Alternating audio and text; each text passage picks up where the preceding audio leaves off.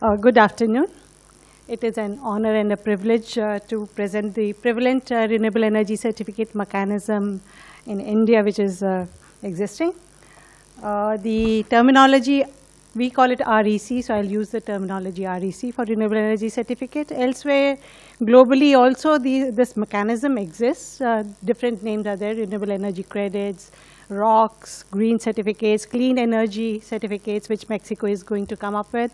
So, but then every country has its own nuances to it. The REC and RPO terminology, it came up a number of times yesterday. It is a market-based mechanism, pan-India, and it basically, we are talking about large-scale integration into the grid, the topic of the conference, but this particular mechanism, it basically helps promote renewable energy generation in the country and also offers a means to the obligated entities to meet their RPO. That's a renewable purchase obligation. So what is the situation here in our country right now? The all India installed capacity is 330 gigawatts. And renewable energy capacity is 58 gigawatts. But energy-wise, we are about 7% from the renewables. We have a federal structure. Electricity is a concurrent subject. We have Principal Central Legislation, Electricity Act 2003. And then we have under that various policies. At the central level, the regulatory framework is notified by CERC, Central Electricity Regulatory Commission. At the state level or the province level, we can say it is SERCs, State Electricity Regulatory Commissions.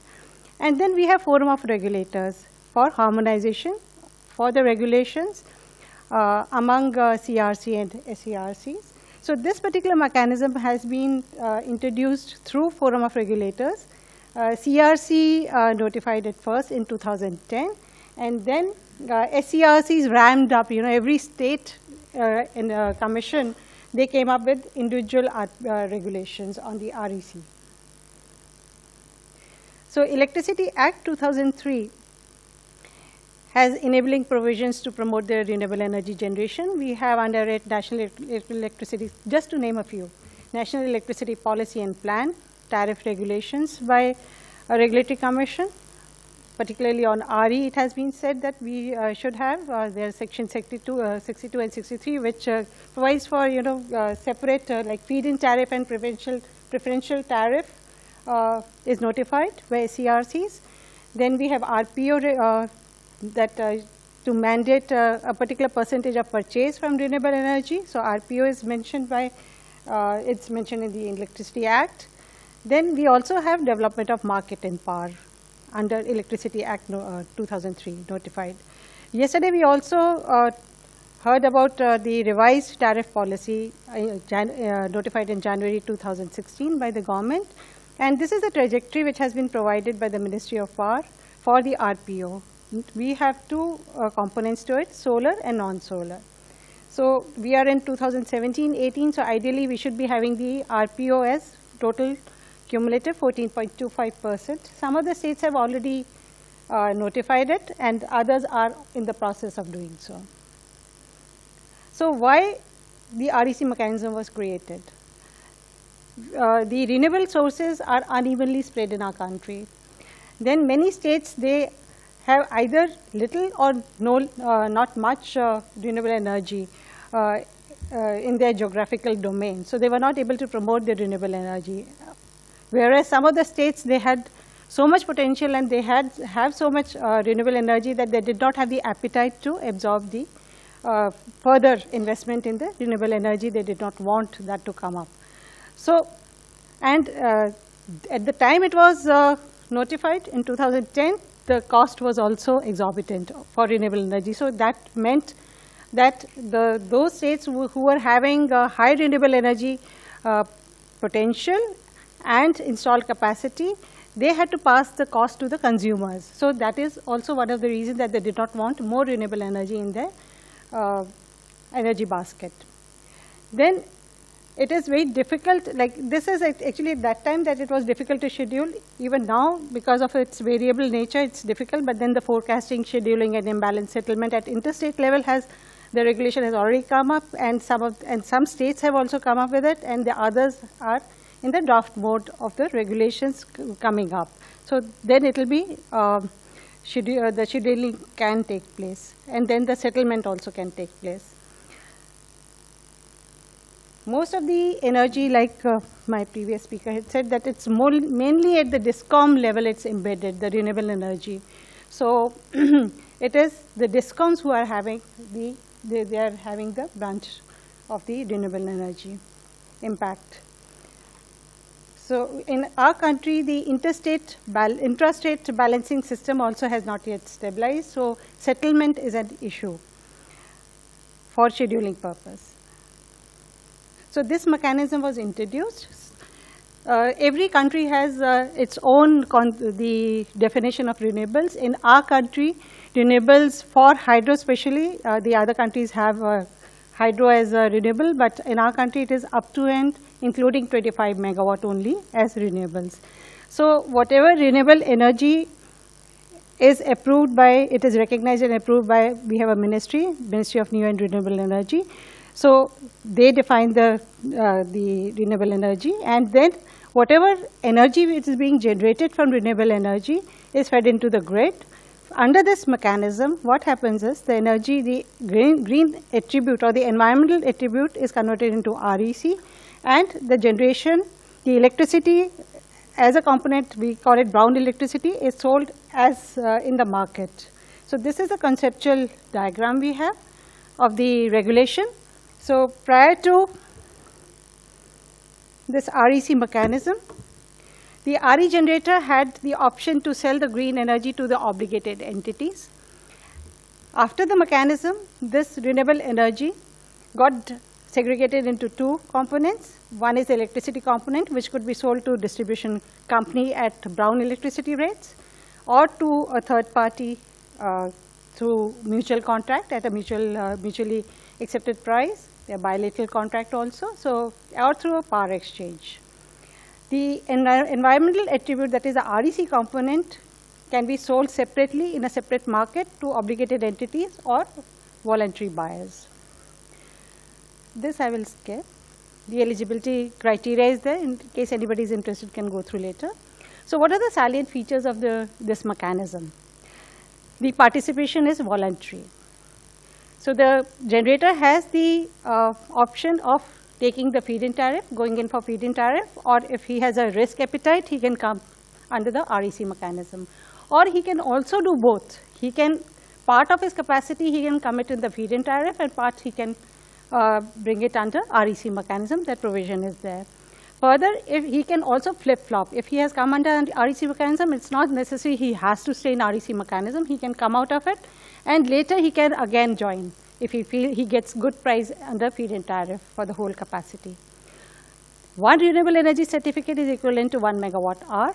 The validity started with, when the regulations came, for 365 days. It got then extended to 730 days, and now it is 1095 days. We have two categories, solar, non-solar. So sellers, who are the sellers? Sellers are basically the eligible RE generators.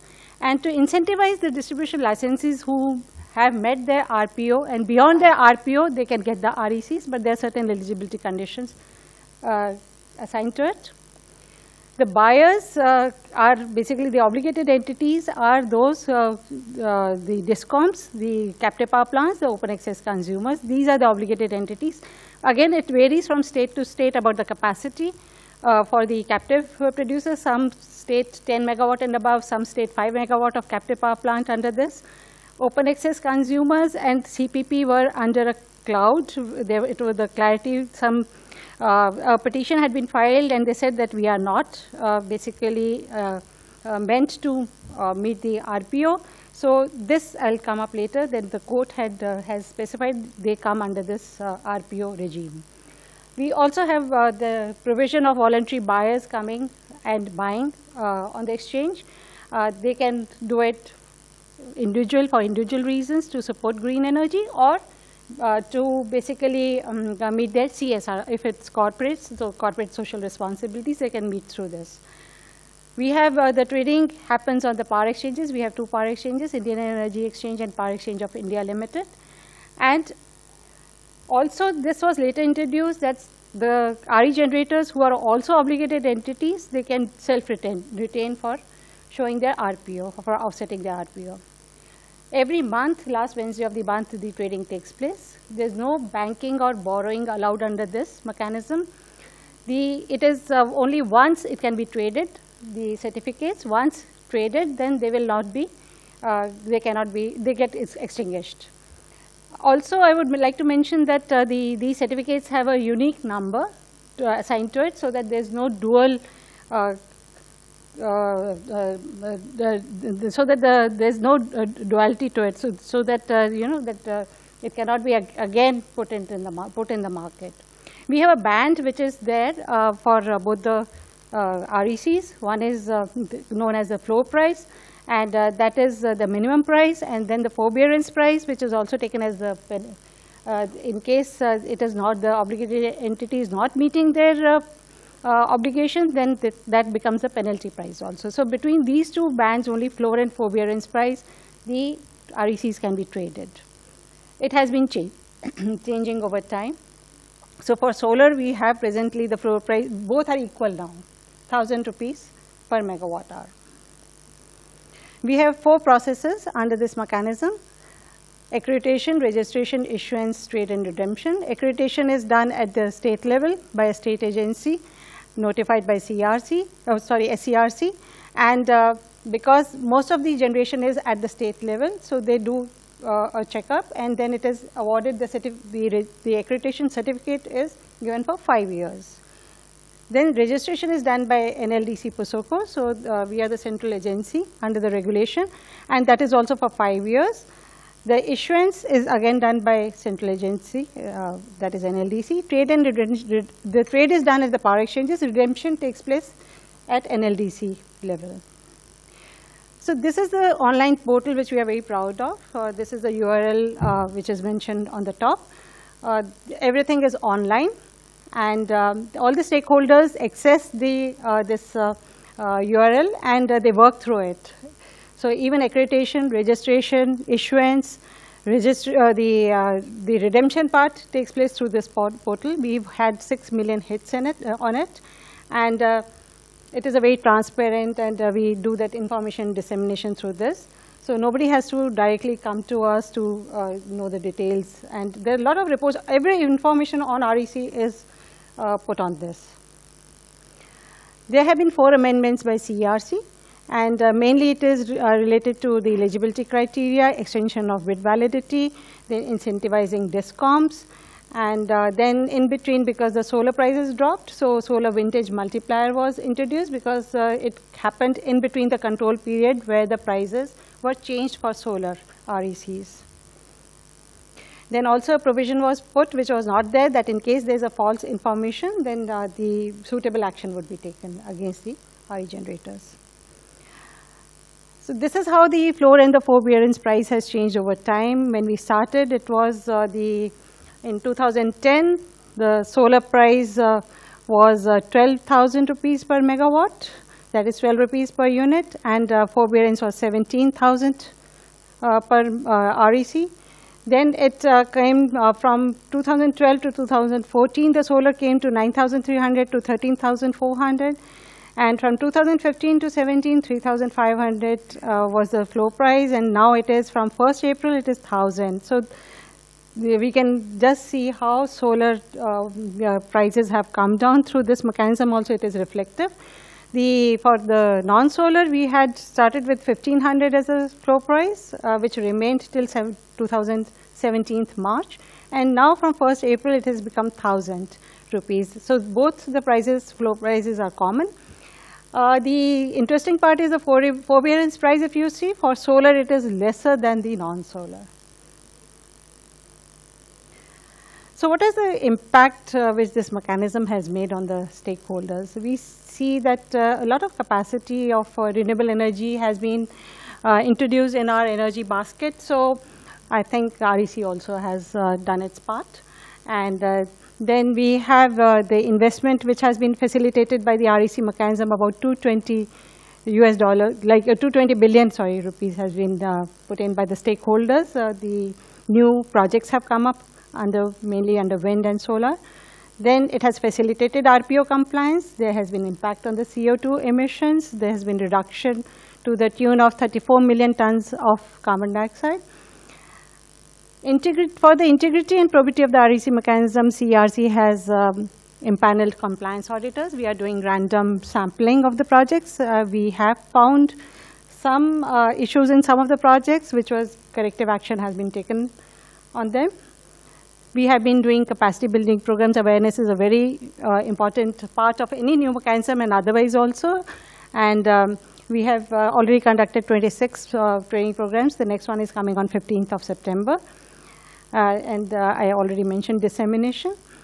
So these are the few orders which have come up to facilitate that the obligated entities meet the RPO compliance. And this Apple order in April 2015 was very important because we have a very weak compliance right now, and Appellate Tribunal has basically directed the SERCs to follow they are bound by their own regulations wherein the penalty provision is there, and they should periodically monitor the compliance. And if the carry forward should not be allowed if RECs are available, and then in case of defaulting obligated entities, they should put the penal provision. Similarly, Supreme Court, as I mentioned earlier, they came out very clearly the RPO on captive consumer and open access consumer is justified, and this has now been put very clearly in the revised tariff policy. So we are actually having an issue here with the new prices which have been notified by CERC from 1st April 2017. We had our trading which was held in April smoothly, but then the associations went to the court, Apple and Supreme Court, and they got a stay. So in the months of April, May, June, we did not have any trading. And then an intermittent order has been passed by Supreme Court based on the association's letter to the court, that the previous floor price was 1,500 for non-solar. So the trading which took place last month, the 1,000 rupees, it took place on 1,000, but then 500 rupees have been separately deposited in CERC's account, and based on the result of the petition, the decision would be taken. But the trading of solar RECs is suspended as of now. So now I come to the status. We have already issued 41 million RECs. We started with about 500 RECs in March 2011, and we've come a long way. So 41 million RECs have been issued. Out of that, about half of it has been redeemed, and we have balance now about 17.9 million RECs. And then we've already issued to 2 DISCOMs also. I'm sorry about this, Himachal Pradesh is a lower 1 HP, the state. So we've issued to Maharashtra and Himachal Pradesh the RECs.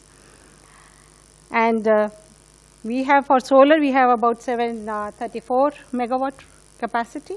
And if you see every year in the lower graph towards the right, the registered capacity is coming down. Every year we are having less and less number of projects under REC mechanism, and that is mainly because of weak compliance.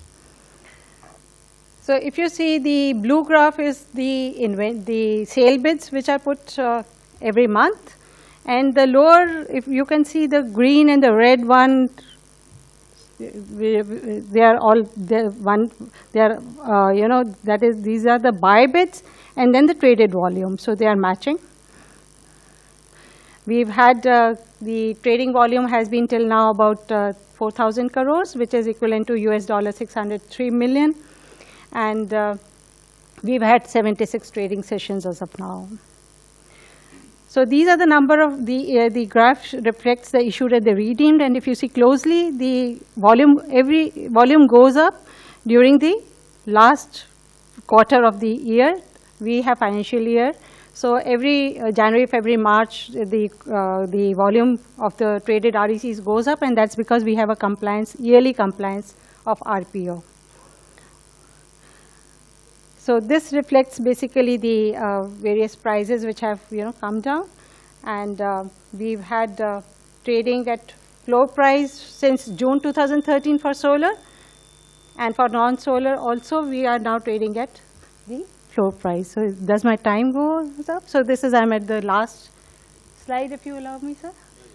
So the challenges which we have are that the RPO compliance, because RPO is the main driver for the REC mechanism. So we have weak compliance, but some of the SCRCs are coming down heavily, and we hope that is how it takes place for the remaining SCRCs. And the trajectory which has been given in the revised tariff policy is followed by everyone, so that we are able to promote the renewable energy. The RPO monitoring is at the state level presently, and it is it should be at the central level also, and the work is going on. The portal is being made, and we need a regulation for that to enforce it.